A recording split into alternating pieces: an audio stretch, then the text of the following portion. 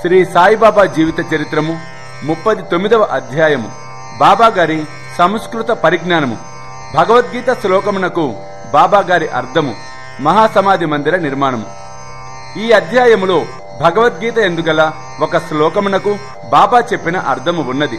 కొందరు బాబాకు సంస్కృతము తెలియదనియో అది నానాసాహెబ్ చందోర్కర్ అను వారిదనియో అనుటచే హేమాడ్ పంతు 50వ అధ్యాయములో ఈ సంగతిని విశదీకరించెను. 2 అధ్యాయములలోనూ ఒకే విషయము ఉండటచే రెండును ఇందులో పొందుపరిచితిని. తొలి పలుకు సిరిడి పవిత్రమైనది, ద్వారకామాయి కూడా పావనమైనది. ఏలన శ్రీ సాయి అచటనే నివసించుచు తిరుగుచు మసలుచు తుదకు అక్కడనే మహాసమాధి పొందిరి. సిరిడి గ్రామ ప్రజలు ధన్యులు. వారి సర్వ కార్యములను బాబా నెరవేర్చుచుండెను. వారి కొరకే చాలా దూరం నుండి అచటకు వచ్చెను. మొదట సిరిడి చాలా చిన్న గ్రామము. సాయిబాబా అచ్చట నివసించుటచే దానికి గొప్ప ప్రాముఖ్యము వచ్చెను. తుదకది పవిత్రమైన యాత్రాస్థలమయ్యెను. అచ్చట ఉండు స్త్రీలు కూడా ధన్యులు. బాబా యందు వారి భక్తి నిస్సంశయముగా పరిపూర్ణమైనది.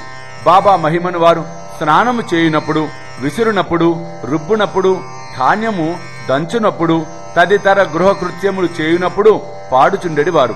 వారి భక్తి ప్రేమలు పావనములు. వారు చక్కని పాటలు పాడుచుండెడి వారు. అవి పాడిన వారికి విన్నవారికి మనశ్శాంతి కలుగుచుండెను. బాబా చెప్పిన అర్థము. బాబాకు సంస్కృతము వచ్చునని నమ్మువారుండరు. ఒకనాడు భగవద్గీతలోని ఒక శ్లోకమునకు బాబా చక్కని అర్థమును నానాసాహెబ్ చందోర్కర్కు బోధించి ఆశ్చర్యము కలుగజేసెను. ఈ విషయమును గురించి బివి దేవ్ గారు శ్రీ సాయి లీలా సంపుటి 4 పుట 563 స్ఫుట విషయమును రాసినారు. వారు స్వయముగా నానాసాహెబ్ చందోర్కర్ వద్ద నుంచి కొన్ని సంగతులు తెలుసుకొనుటచే ఆ వృత్తాంతమును ఈ దిగువన ఇవ్వబడెను. నానాసాహెబ్ చందోర్కర్ వేదాంతమును బాగా చదివినవారు. ఆయన భగవద్గీతను వివిధ వ్యాఖ్యానములతో చదివి ఉన్నందున తన పాండిత్యమునకు గర్వించుచుండెను. బాబాకి ఈ విషయము గాని సంస్కృతం గాని తెలియదని అతని అభిప్రాయము. అందుచే ఒకనాడు బాబా అతని గర్వము అణిచెను. ఆ తొలి రోజులలో భక్తులు గుంపులు గుంపులుగా రానప్పుడు బాబా భక్తుల సంశయములు తీర్చుటకు ఒంటరిగా వారితో మసీదులో మాట్లాడుచుండెను. బాబా దగ్గర నానా కూర్చొని వారి కాళ్లు నొత్తుచూ నోటిలో ఏదో గొణుగు కొనుచుండెను. బాబా ఇట్లనెను, నానా ఏమిటి గొణుగుతున్నావు? బాబా, అది సంస్కృత శ్లోకమును వల్లిస్తున్నా బాబా. అలాగా, ఏ శ్లోకము? అదే బాబా, భగవద్గీతలుంది బాబా. అలాగా, అయితే ఏది? గట్టిగా చదువు. తద్విద్య ప్రణిపాతేన పరిప్రశ్నేన సేవయా ఉపదేక్షంతి తే జ్ఞానం జ్ఞానిన తత్వదర్శినః.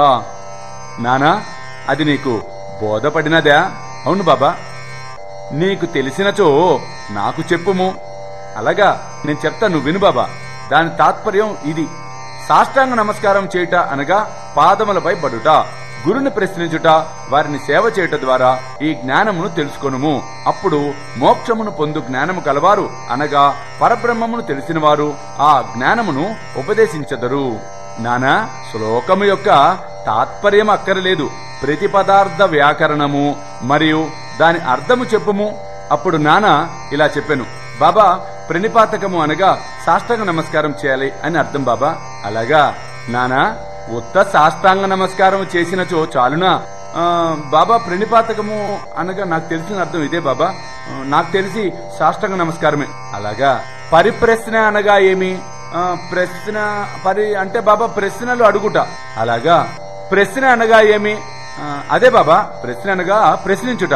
మరి పరిప్రశ్న అన్నను ప్రశ్న అన్నను ఒక్కటే అయినచో వ్యాసుడు పరి అను ప్రత్యయమును ప్రశ్నకు ముందేలా ఉపయోగించెను? వ్యాసుడు ఏమన్నా తెలివి తక్కువవాడా?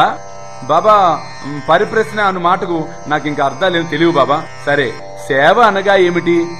బాబా, అది మేము ప్రతిరోజు మేము చేయుచున్నది. అట్టి సేవ చేస్తే సరిపోతుందా?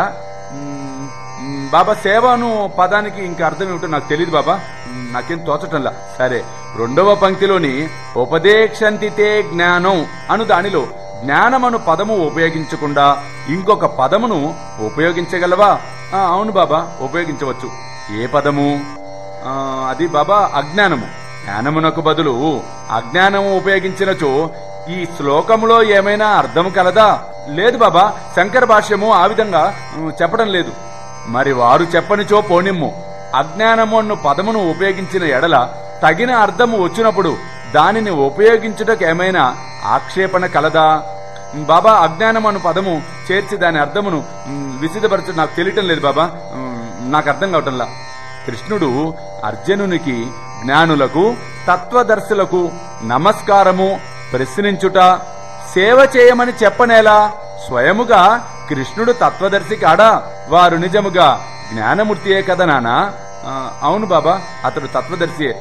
కాని అర్జునుని ఇతర జ్ఞానుల వద్దకు పోయి సేవించమనటం ఏమిటో నాకు తోచటం లేదు బాబా. అలాగా, నీకు బోధపడలేదు కదూ అని బాబా అడగగా నానా సిగ్గుపడెను. అతని గర్వము అణిగెను. అప్పుడు బాబా ఇట్లు వ్యాఖ్యానించెను. తద్విద్య ప్రణిపాతేన పరిప్రశ్నేన సేవయా ఉపదేక్షంతి తే జ్ఞానం జ్ఞానినా తత్వదర్శినః. నానా విను, జ్ఞానుల ముందు ఉత్త సాష్టాంగ నమస్కారం చేసినచో సరిపోదు. మనము సద్గురువుకు సర్వస్య శరణాగతి చేయవలెను. ఊరక ప్రశ్నించుట చాలదు నానా. దుర్బుద్ధితో గాని దొంగ ఎత్తుతో గాని వారిని బుట్టలో వేయుటకు గాని వారి తప్పులను పట్టుటకు గాని పనికి మాలిన ఆసక్తితో అడుగకూడదు. నిజముగా తెలుసుకొని దానిచే మోక్షమును పొందుటకు గాని ఆధ్యాత్మిక వృద్ధికి గాని అడుగవలెను. సేవ అనగా ఇష్టమున్నచో చేయవచ్చును, లేనిచో మానవచ్చును అన్న అభిప్రాయముతో చేయునది సేవ కాదు నానా. శరీరము తనది కాదనియు, దానికి యజమాని తాను కాదనియు, శరీరము గురువుగారిదనియు, వారి సేవ కొరకే శరీరము ఉన్నదనియు భావింపవలెను. ఇట్లు చేసినచో సద్గురువు శ్లోకములో చెప్పబడిన జ్ఞానమును బోధించును. గురువు అజ్ఞానమును బోధించుననగా, ఇక్కడ గురువు అజ్ఞానమును బోధించుననగా నాన్నకు అర్థం కాలేదు. మరల బాబా ఇలా చెప్పాను. జ్ఞానము ఉపదేశమెట్లగును అనగా సాక్షాత్కారమును బోధించినది ఎట్లు?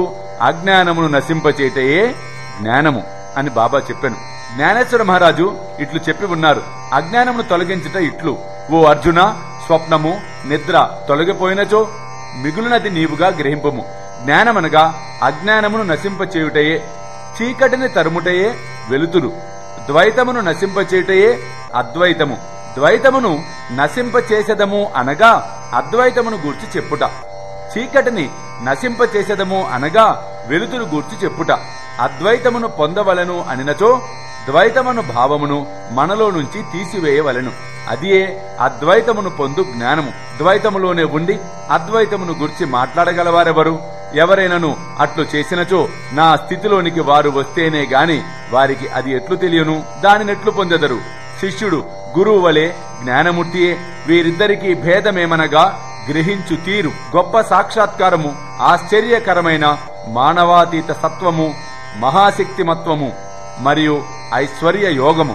సద్గురువు నిర్గుణుడు, సచ్చిదానందుడు. వారు మానవాకారమున అవతరించుట, మానవులను లేవనెత్తుటకును ప్రపంచమును ఉద్ధరించుటకును మాత్రమే. దాని వలన వారి అసలైన నిర్గుణ స్వభావము కొంచెము కూడా చెడిపోదు. వారి సత్యస్వరూపము, దైవిక శక్తి, జ్ఞానము తరగకుండా ఉండును. శిష్యుడు కూడా అట్టి స్వరూపము కలవాడే. కాని అతని అనేక జన్మల అజ్ఞానము తానే శుద్ధ చైతన్యమను సంగతిని కప్పివేయును. అతడు నేను సామాన్య నికృష్ట జీవుడును అని అనుకొనును. గురువు ఈ అజ్ఞానమును మూలముతో తీసివేయవలెను. తగిన ఉపదేశము ఇవ్వవలెను. లెక్కలేనన్ని జన్మల నుంచి సంపాదించిన అజ్ఞానమును గురువు నిర్మూలించి ఉపదేశించవలెను. ఎన్నో జన్మల నుంచి తాను నికృష్ట జీవుడను అనుకొను శిష్యుని గురువు నీవే దైవము, శక్తియుతుడవు, ఐశ్వర్యశాలివి అని బోధించును. అప్పుడు శిష్యుడు కొంచెము కొంచెముగా తానే దైవమని గ్రహించును.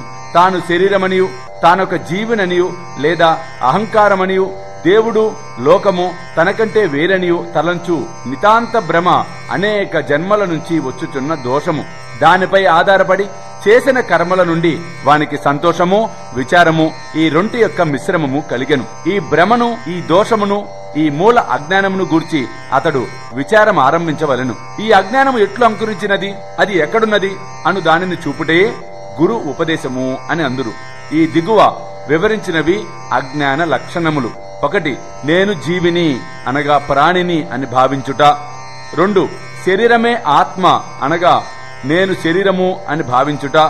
3. భగవంతుడు, ప్రపంచము, జీవుడు వేరు వేరు అని భావించుట. 4 నేను దేవుడను కాను అని భావించుట. 5 శరీరము ఆత్మ కాదని తెలుసుకొనకుండుట. 6 దేవుడు జీవుడు ప్రపంచము ఒకటే అని తెలియకుండుట. ఈ తప్పులన్నీ చూపించనిదే శిష్యుడు దేవుడనగా ప్రపంచమనగా శరీరమనగా నేమో తెలియజాలడు. వానిలో వానికి ఎట్టి సంబంధము కలదో, ఒకటి ఇంకొకటి కంటే వేరైనదా లేక రెండును ఒకటేనా అను సంగతి గ్రహింపజాలడు. ఈ సంగతులను బోధించుటకు వాని అజ్ఞానము నశింపచేయుటకు చెప్పునది జ్ఞానమా అజ్ఞానమా? జ్ఞానమూర్తి అయిన జీవునకు జ్ఞానోపదేశము చేయనేలా? ఉపదేశమనున్నది వాని తప్పును వానికి చూపి వాని అజ్ఞానమును నశింపచేయుట కొరకే. బాబా ఇంకను ఇట్లనెను, ప్రణిపాతకమనగా శరణాగతి చేయుట. శరణాగతి అనగా తన్ మన్ ధన్ అనగా శరీరము మనస్సు ఐశ్వర్యములను సమర్పించుట. శ్రీకృష్ణుడు అర్జునుని ఇతర జ్ఞానులను ఆశ్రయించమని చెప్పనేలా? సద్భక్తుడు సర్వము వాసుదేవమయముగా భావించును. భక్తుడు ఏ గురువునైనను శ్రీకృష్ణునిగానే భావించును. గురువు శిష్యుని వాసుదేవుడుగను, శ్రీకృష్ణుడు ఇద్దరిని తన ప్రాణము ఆత్మలుగాను భావించును. అటువంటి భక్తులు గురువులు కలరని శ్రీకృష్ణునికి తెలిసి ఉండుటచే వారిని గూర్చి అర్జునునికి చెప్పెను. అట్టివారి గొప్పతనము హెచ్చి అందరికీ తెలియవలెననియే కృష్ణుడు ఇట్లు పేర్కొనెను. సమాధి మందిర నిర్మాణము. బాబా తాను చేయ నిశ్చయించుకొనిన పనుల గురించి ఎల్లప్పుడూ మాట్లాడువారు కారు, ఏమీ సందడి చేయువారు కారు. సంగతి సందర్భములను వాతావరణమును మిక్కిలి యుక్తిగా ఏర్పరిచి తప్పనిసరి పరిస్థితులను కలిగించుచుండువారు. అందుకు సమాధి మందిర నిర్మాణము ఒక ఉదాహరణము. నాగపూర్ కోటీశ్వరుడు శ్రీమాన్ బాపు సాహెబ్ బుట్టి షిరిడీలో సకుటుంబంగా ఉండేవాడు. అతనికి అచట సొంత భవనము ఉండినను బాగుండును అని ఆలోచన కలిగెను. కొన్నాళ్ల పెదప దీక్షిత్ వాడాలో నిద్రించుచుండగా అతనికి ఒక దృశ్యము కనిపించెను. బాబా స్వప్నములో అగుపడి ఒక వాడాను మందిరముతో సహా నిర్మించుము అని అనెను. అచ్చట నిద్రించుచున్న శ్యామకు కూడా అట్టి దృశ్యము కనిపించెను. బాపు సాహెబ్ లేచి శ్యామ ఏడ్చుచుండుట చూచి కారణము అడిగెను. శ్యామ ఇట్లు చెప్పెను, బాబా నా దగ్గరికి వచ్చి మందిరముతో సహా వాడను నిర్మింపుము అని చెప్పెను. నేను అందరి కోరికలను నెరవేర్చెదను అనెను. బాబా ప్రేమ మధురమైన పలుకులు విని నేను భావావేశమున మైమరిచితిని. నా గొంతుక ఆర్చుకొని పోయెను. నా కండ్ల నీరు కారుచుండెను. నేను ఏడ్చుట మొదలెడి తిని. వారిద్దరి దృశ్యములు ఒకటే అయినందులకు బాపు సాహెబ్ బుట్టి విస్మయం చెందెను. ధనవంతుడు అగుట చేతను చేతనైన వాడు అగుట చేతను అచ్చటొక వాడను నిర్మించుటకు నిశ్చయించుకొని మాధవరావు ఉరఫ్ శ్యామ సహాయంతో ఒక ప్లాన్ వ్రాసెను. కాకాసాహెబ్ దీక్షిత్ దానిని ఆమోదించెను. దానిని బాబా ముందర పెట్టగా బాబా కూడా వెంటనే ఆమోదించెను. కట్టుడ ప్రారంభించిరి. శ్యామ పర్యవేక్షణ చేయుచుండెను. భూమ్య పరిగృహము భూగృహము బావి పూర్తి అయ్యెను. బాబా కూడా లెండిపోవునప్పుడు తిరిగి వచ్చినప్పుడు కొన్ని మార్పులను సలహాలను ఇచ్చుచుండెను. మిగిలిన పని అంతయు బాపు సాహెబ్ జోగును చూడమనిది. అది నిర్మించినప్పుడు బాపు సాహెబ్ బుట్టీకి ఒక ఆలోచన కలిగెను. చుట్టూ గదులుండి దాని మధ్యనొక విశాలమైన హాలులో మురళీధరుని ప్రతిమను ప్రతిష్ఠింప చేయవలను అని తట్టెను. బాబాకి సంగతి తెలియజేసి వారి అభిప్రాయమును కనుగొనవలను అని శ్యామకు చెప్పెను. వాడా ప్రక్క నుంచి బాబా పోవుచుండగా వారిని శ్యామ ఈ విషయము అడుగగా బాబా అందులకు సమ్మతించి దేవాలయము పూర్తి కాగానే నేనే అచ్చట నివసించుటకు వచ్చేదను అని వాడవైపు చూపుచూ వాడ పూర్తయిన పిమ్మట మనమే దానిని ఉపయోగించుకొనవలెను. మనమందరం అచ్చట ఉందుము, అందరము కలిసిమెలిసి ఆడుకొందుము, ఒకరినొకరు కౌగలించుకొని సంతోషముగా ఉండవచ్చును అనెను. దేవస్థాన మధ్య మందిరము కట్టుటకు అది తగిన శుభ సమయమా అని శ్యామ అడుగగా బాబా సమ్మతించుటచే శ్యామ కొబ్బరికాయ తెచ్చి పగలగొట్టి పని ప్రారంభించెను. కొద్ది కాలములో పని పూర్తి అయ్యెను. మురళీధర్ విగ్రహం తయారు చేయుటకు ఆజ్ఞాపించిరి. అది తయారు కాక మునిపే క్రొత్త సంగతి జరిగెను. బాబాకు తీవ్రమైన జ్వరము వచ్చెను. వారు కాయమును విడుచుటకు సిద్ధముగా ఉండిరి. బాపు సాహెబ్ మిక్కిలి విచారగ్రస్తుడయ్యెను, నిరాశపడెను. బాబా సమాధి చెందినచో తన వాడ బాబా పాదములచే పవిత్రము కాదనియు తాను ముదుపు పెట్టిన 1,00,000 రూపాయలు వ్యర్థమగుననియు చింతించెను. కాని బాబా సమాధి చెందక ముందు నన్ను రాతి మందిరములో ఉంచండిరా అన్నట్టి పలుకులు బాపు సాహెబ్కే కాక అందరికీ ఊరట కలిగించెను. సకాలమున బాబా పవిత్ర శరీరము మధ్య మందిరములో పెట్టి సమాధి చేసిరి. ఇట్లు మురళీధర్ కొరకు నిర్ణయించిన స్థలమునందు బాబాను సమాధి చేయుటచే బాబాయే ఆ మురళీధరుడనియు బుట్టివాడాయే సమాధి మందిరమనియు అర్థము గ్రహించవలెను. వారి విచిత్ర జీవితము లోతును కనుగొన సఖ్యము కాదు. తాను కట్టించిన వాడాలో బాబా పవిత్ర శరీరము సమాధి అగుటచే బాపు సాహెబ్ బుట్టి మిగుల ధన్యుడు, అదృష్టశాలి. ఓం నమో శ్రీ సాయినాథాయ. శాంతి శాంతి శాంతి. 39వ అధ్యాయము సంపూర్ణము. సర్వం శ్రీ సాయినాథార్పణమస్తు.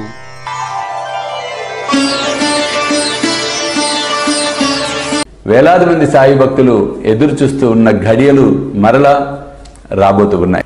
స్వామీజీతో షిరిడి యాత్ర సెప్టెంబర్ 5 గురువారం నాడు బయలుదేరతాం. సెప్టెంబర్ 6, 7, 8 షిరిడిలో వేలాది మంది సాయి భక్తులతో ఈసారి ప్రపంచవ్యాప్తంగా ఉన్న సాయి భక్తులందరినీ కూడా మేము ఇన్వైట్ చేస్తున్నాం ఈ గొప్ప కార్యక్రమానికి. కాబట్టి మీరు నాతో రావాలి, ఈ యాత్రలో పాలు పంచుకోవాలి అనుకుంటే త్వరితగతిన కింద కనిపిస్తున్న ఫోన్ నెంబర్స్ కి ఫోన్ చేసి మీ టికెట్స్ రిజర్వ్ చేసుకునే ప్రయత్నం చేయండి.